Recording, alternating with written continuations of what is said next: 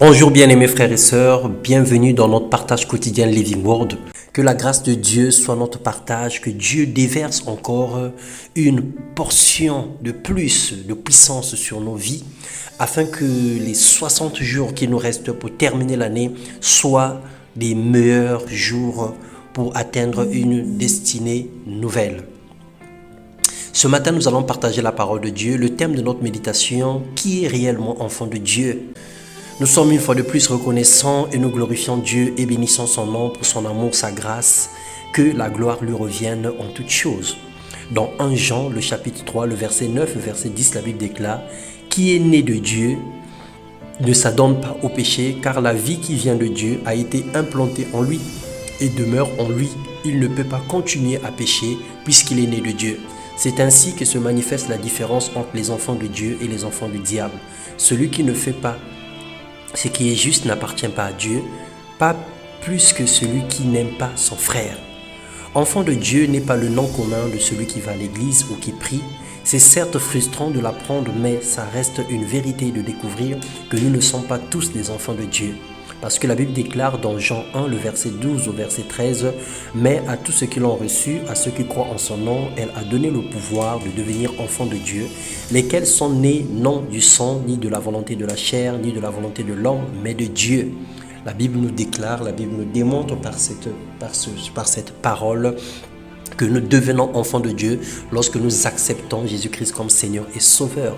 On est tous des créatures de Dieu, mais on n'est pas tous des enfants de Dieu. Alors si tu n'as jamais confessé Seigneur Jésus-Christ dans ta vie, cherche à le faire pour devenir enfant de Dieu. C'est la seule condition et la plus simple, le plus simplement possible.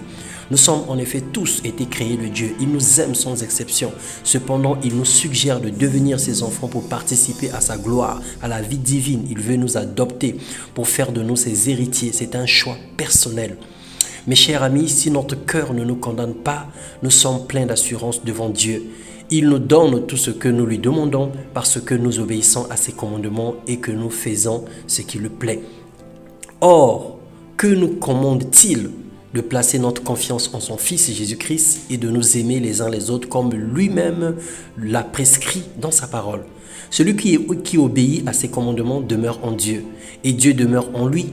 Et à quoi reconnaissons-nous qu'il demeure en nous? Mais à cause de l'Esprit qu'il nous a donné. Évidemment, si un doute naît dans ton cœur en lisant Romains 10, le verset 9, et que tu te rends compte que tu ne l'as jamais reçu de façon particulière, il n'est pas trop tard mon ami. Sans gêne, cherche un homme de Dieu, il te dira ce qu'il faut faire. Pose-lui la question, comment faire pour devenir enfant de Dieu? Comment faire pour recevoir le Seigneur Jésus-Christ? Il te conduira, il te dira comment il faut faire. Alors que Dieu te bénisse et te qualifie dans la famille chrétienne et céleste, qu'il te donne la capacité de manifester sa gloire tous les jours de ta vie, que tu marches en nouveauté de vie et tu deviennes véritablement la lumière qui éclaire les ténèbres autour de toi et le sel qui donne du goût à ta famille, à ton entourage, à tes amis et dans toute ta vie. Dans le nom de Jésus-Christ. Amen.